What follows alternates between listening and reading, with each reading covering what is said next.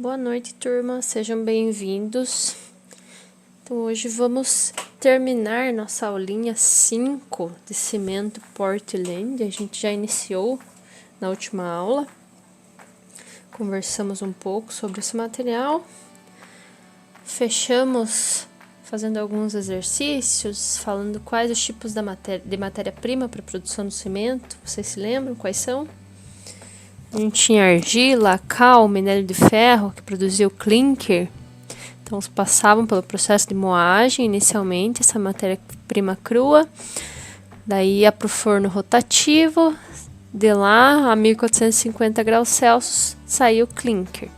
O clinker passava pelo processo de resfriamento. Daí mais uma moagem para homogeneizar toda a mistura. E adicionava o gesso no final, que ajuda, a alterar as propriedades de plasticidade. Então, aqui já expliquei o exercício 2 também, brevemente, o processo de fabricação do cimento. A função do gesso também já expliquei, melhorar a plasticidade, alterar o tempo de pega, que é uma das propriedades que nós vamos falar hoje. E o que assegura a resistência do cimento durante o processo de endurecimento são as matérias-primas formadas, são as fases formadas no clinker que reagem em tempos diferentes. Então, cada fase vai reagir num tempo, um processo diferente. Então, algumas fases reagem com 1 ou 3 dias, outros vão reagir até 28 dias, outras vão continuar reagindo até depois de 5 meses. Então, isso que assegura a resistência do cimento durante o processo de endurecimento. Os tipos de cimento eu também apresentei na última aula, só queria reforçar que existem muitos tipos, vocês viram. No entanto, não precisa decorar, é só para vocês conhecerem mesmo. A nomenclatura desse cimento vem com CP de cimento Portland, a composição que varia de 1 a 5 e a resistência mecânica no final. Tem aqui a resistência mecânica em função dos dias para cada tipo. Não precisa se preocupar com isso. Aqui algumas siglas, a classe, que é a propriedade mecânica, para os diferentes tipos de cimento. E aqui mostrando a composição desses tipos de cimento, de 1 a 5, o que varia neles. Uns vão clinker e gesso, outros têm adição de escória, outros têm adição de escória de alto forno, outra adição de pozolana, então muda a composição. Mas, como eu disse, reforçando, não precisa se preocupar com essa parte, é só para vocês conhecerem. Aqui novamente, mostrando composição em porcentagem de gesso, de escória, material pozolânico, calcário. E fechamos. Entrando em propriedades, aqui eu gostaria que vocês dessem uma atenção. Algumas propriedades são muito importantes, então são as que eu vou citar aqui. Por exemplo, a perda de fogo. O que quer dizer a perda de fogo? Então, é o quanto de matéria-prima o material perde depois de passar por um aquecimento de 900 a 1000 graus Celsius. Basicamente, para medir essa perda de fogo, eu peso o cimento antes, coloco sobre essa temperatura de 900 a 1000 graus Celsius e peso depois. O quanto perder nesse processo de aquecimento quer dizer que é a matéria que eu tenho que vai embora, que se torna gás ou material orgânico, certo? A perda máxima que eu posso ter é de 4% em massa, de acordo com essa NBR. A próxima propriedade é finura, que é medida por peneiramento. Então, tem um ensaio da ABNT que, se tudo der certo e conseguirmos voltar logo, desta quarentena, nós faremos esse ensaio de peneiramento. Outra propriedade importante é a trabalhabilidade, no entanto, ela acaba sendo um conceito subjetivo, porque ela indica facilidade no manuseio de argamassas. E isso varia muito fácil de pessoa para pessoa. Então, eu posso ter mais facilidade, outra pessoa pode ter menos. Então, para avaliar melhor essa trabalhabilidade, a gente usa o tempo de pega. Então, esse aqui é muito importante, que mostra o início e o fim do processo de endurecimento, de solidificação. Como que é medido esse tempo de pega? partir desse instrumento aqui, agulha Vicati. Então, quando o material, eu vou colocar uma amostra aqui, né, embaixo da agulha, quando essa agulha perfurar até 4,1 milímetros da base, quer dizer que o material iniciou o tempo de pega. Então, ele tem um tamanho e uma espessura pré-definida. O final do tempo de pega é quando ele penetra só 0,5 milímetros. Então, durante esse tempo, né, final e inicial, eu consigo saber se o material tem uma pega rápida, tem uma pega média, para indicar qual que é o tempo que eu tenho para trabalhar com essa massa. Então, essa propriedade, tempo de pega, é muito importante. Resistência à compressão, obviamente, mede a resistência mecânica do material sob o ensaio de compressão. Eu posso medir a resistência individual, que é de um corpo de prova, ou a resistência média, que são vários corpos de prova. Claro que quanto mais corpos de prova eu medir, mais preciso vai ser esse valor. Eu vou ter uma média muito mais próxima do valor real. Aqui tem uma quantidade, mais ou menos, de massa para produzir um corpo de prova, para esse ensaio de compressão. Eu tenho ensaio de estabilidade, esse também é muito importante saber. Então, percebam que eu estou indicando quais que são os mais importantes. Se eles são os mais importantes, é o que serão cobrados, né? Então, esse ensaio de estabilidade relaciona a expansão volumétrica posterior ao endurecimento. Lembram do aglomerante cal livre, que ela se hidrata posteriormente ao endurecimento? Ela consegue aumentar de tamanho, mesmo quando ela ganha resistência mecânica por muito tempo. Então, o processo de endurecimento dela leva vários e vários dias. Então, essa cal livre presente no cimento pode fazer com que tenha uma expansão posterior ao processo final do endurecimento. Ele é feito, essa medida, com essa agulha de Le Chatelier, que mede a expansão do cimento da cal. Então, novamente, o que é a propriedade de estabilidade? Ela mede a expansão volumétrica posterior ao endurecimento. Qual é o problema de ter expansão volumétrica posterior ao endurecimento? É que o material vai quebrar, né? Vai criar tensões internas e vai quebrar. Outra propriedade é o calor de hidratação, que é o aquecimento da reação durante a hidratação do cimento. Então, vocês sabem que o processo de endurecimento do cimento, ele gera calor, uma quantidade grande de calor. E esse calor eleva a temperatura, e esse aumento de temperatura faz com que apareça trincas de contração do resfriamento. Então, o material eleva a temperatura, ele expande. Quando ele resfria, ele contrai. Quando ele contrai, ele quebra. Então, essa é outra propriedade que também é muito importante de ser avaliada. Vocês já sabem que no fórum vocês têm que responder algumas perguntinhas e interagir para ganhar a presença. Então, aqui tem alguns exercícios que eu quero que vocês respondam lá no fórum. Prestem bastante atenção, deem bastante atenção para essas propriedades que eu estou destacando aqui, tá? São essas que vocês têm que olhar com maior cuidado. Aqui as referências utilizadas são as referências da disciplina. E entrando agora para a aula 6. Você já tem esse material lá no estúdio também.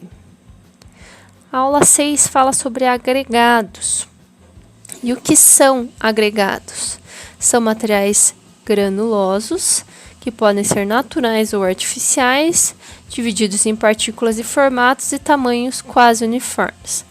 A função é atuar como enchimento, material inerte. Material inerte é aquele que não reage, não forma uma reação química, ele não muda de composição, ele fica do jeito inicial até o final do mesmo formato. Então, ele é um material inerte em argamassas e concretos, aumenta o volume, reduz o custo e aumenta um pouco da resistência mecânica também. Ele é um material de custo relativamente baixo e ocupa pelo menos 3/4 do volume total do concreto. Então, é uma quantidade muito grande. 75% do concreto é feito de agregados. Prestem bastante atenção na classificação. Eles podem ser classificados de acordo com a origem, naturais e industrializados. Os naturais entram areia, o cascalho, por exemplo, industrializados, rocha, escória de alto forno, argila, brita. Pode ser classificados em função da dimensão das partículas, que é miúdos ou graúdos, depende do tamanho da partícula, e podem ainda ser classificados pelo peso específico. Podem ser leves, médios ou pesados. Certo? Aqui depende então da densidade final do material. Novamente, preste atenção na classificação. Podem ser classificados de acordo com a origem, com a dimensão das partículas e com o peso específico aparente. Tranquilo? Os produtos industrializados que são classificados de acordo com a origem. O principal vem a partir da brita. A brita nada mais é do que um material que vem da britagem. É uma rocha que passa pelo processo de britagem. Para quem não sabe o que a britagem é, processo de extração e quebra da rocha em partículas ou pedras menores. A brita ela pode vir de vários formatos, eu vou mostrar algumas definições para vocês. As mais utilizadas comercialmente são essas. A brita 1, de longe, é a mais utilizada. Então, aqui a brita na forma de pedra tem 5 granulações. A gente tem também a brita na forma de pó de pedra ou pedrisco. A forma de areia de brita. Essa areia de brita ela é muito interessante porque muitas vezes ela substitui a areia natural, a areia de rios, que é utilizada na construção. A grande vantagem é que o material a partir da areia britada para construir concreto não precisa da adição de cal. Então vocês sabem que a cal é um material que reage de forma bem agressiva. Se eu conseguir eliminar esse material, eu garanto maior segurança dos pedreiros que estão fazendo a obra, Tem o filler, que tem uma granulometria próxima ao cimento, é bem pequeno, bem fino o material. A bica corrida, que é um material na forma que ele sai do britador primário, ou seja, sai as partículas grandes e pequenas juntas. Tem o rachão, que é o material mais grosso, que sai do britador primário, a fração acima, ou seja, a fração maior do que a bica corrida. Tem o restolho, que é um material de grãos friáveis. O que é um grão friável? É um grão que se quebra com facilidade e ele pode conter uma quantidade de solo, que seria um material mais aglomerante. Tem os blocos, que são fragmentos de rocha que vão abastecer esse britador. Então, o britador é esse equipamento aqui, o britador primário, o britador de mandíbula. É ele que quebra os blocos maiores e transforma em pedras menores. Vou mostrar para vocês rapidinho o funcionamento aqui.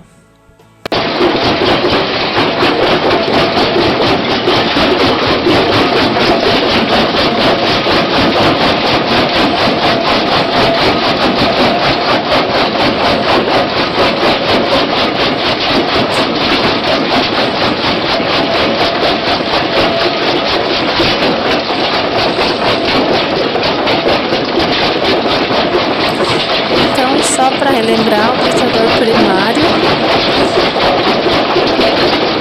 é o primeiro equipamento que a gente usa para quebrar os materiais que já saem direto da jazida. Então, é o primeiro equipamento utilizado durante esse processo. Aqui podem ver que os blocos são bem grandes, os que abastecem o britador primário. Depois desse processo, desse britador primário, o material pode passar ainda por mais 2 britagens, britadores de mandíbula ou britadores diferentes, em cone, por exemplo.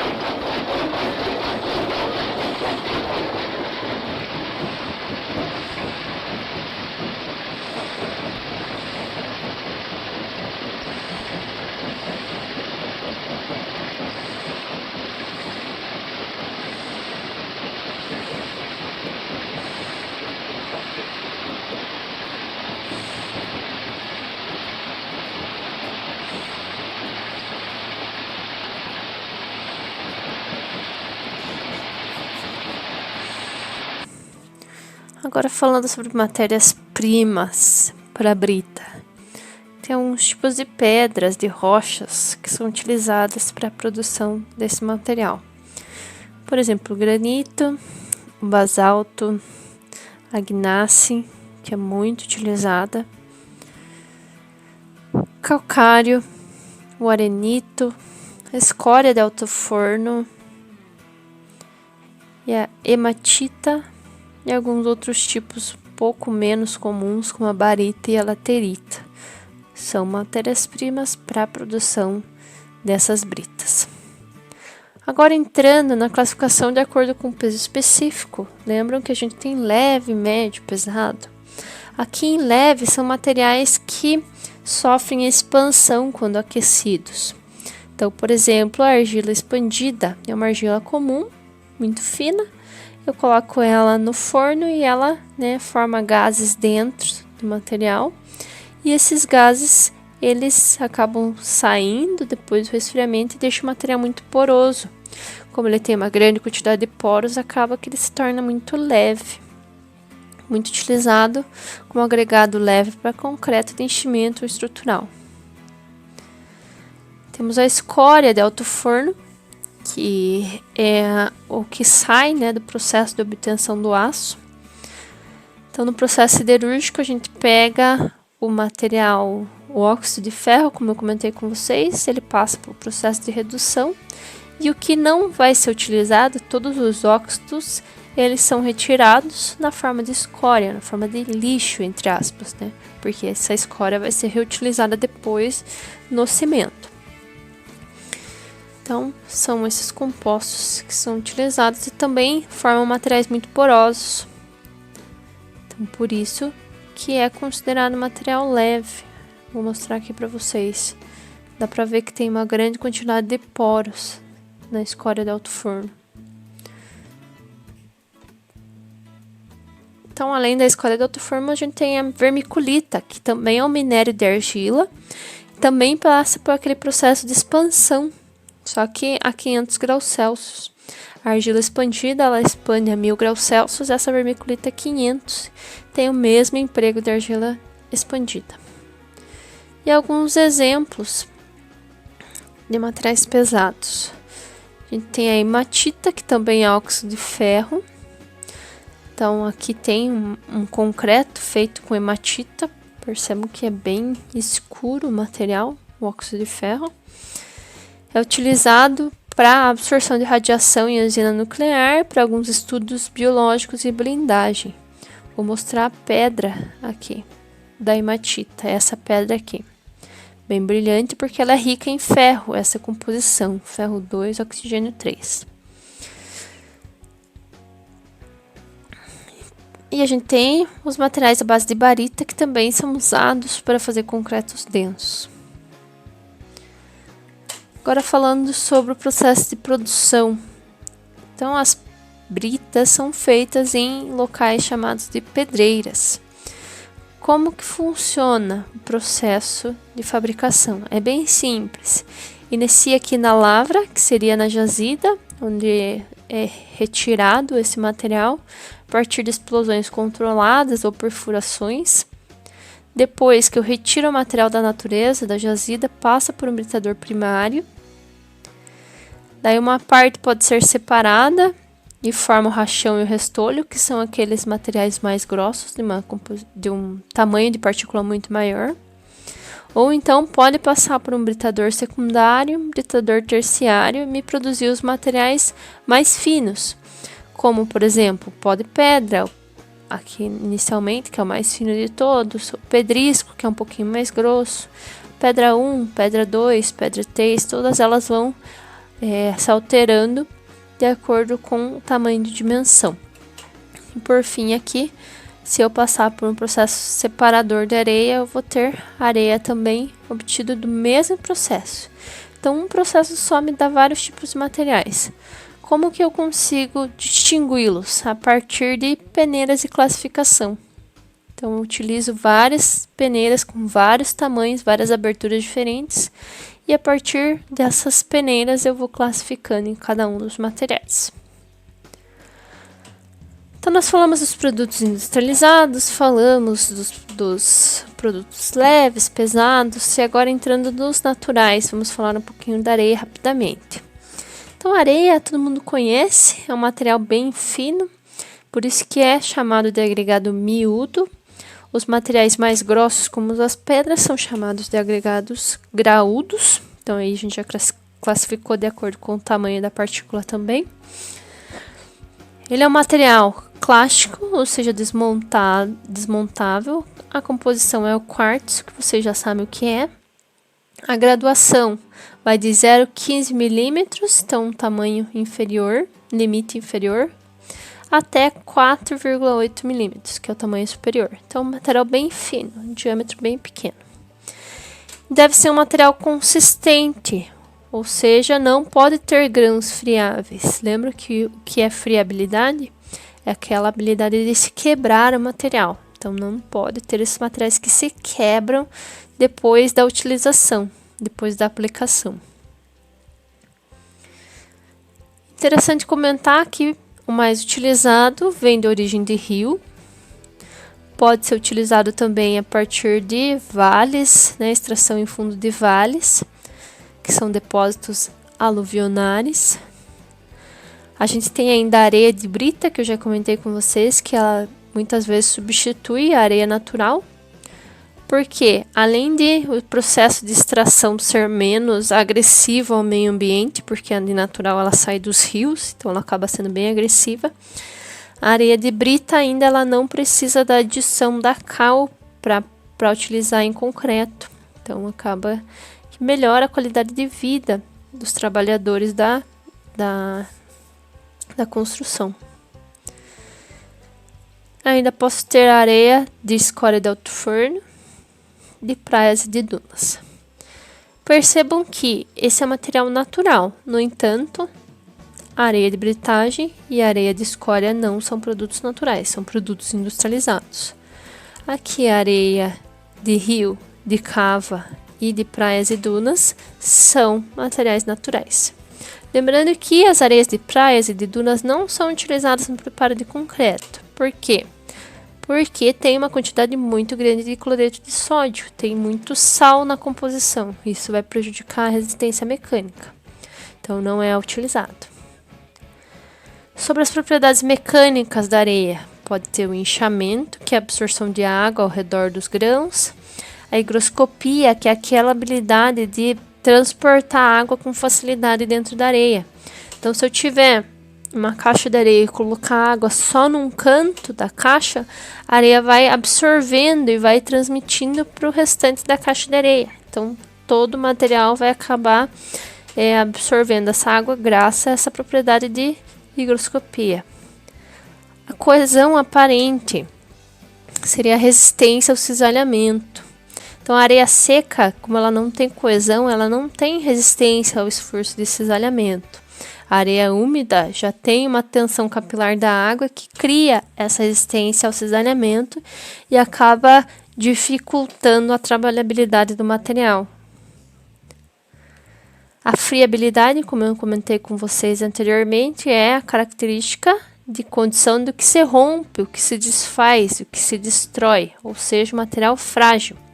Então, se o material tiver grãos friáveis, a areia não vai ter uma qualidade boa. A avaliação é feita por esmagamento. Eu coloco uma pressão sobre o material, mantenho por 4 minutos e determino a finura antes e depois. Lembram que a finura é feita com peneiramento. E os usos? Os usos da areia: preparo de argamassa, de concreto, bituminoso e de cimento, para pavimento, para filtros, porque ele é muito permeável à água, e para regularização de bases e pisos de assentamentos de paralelepípedo.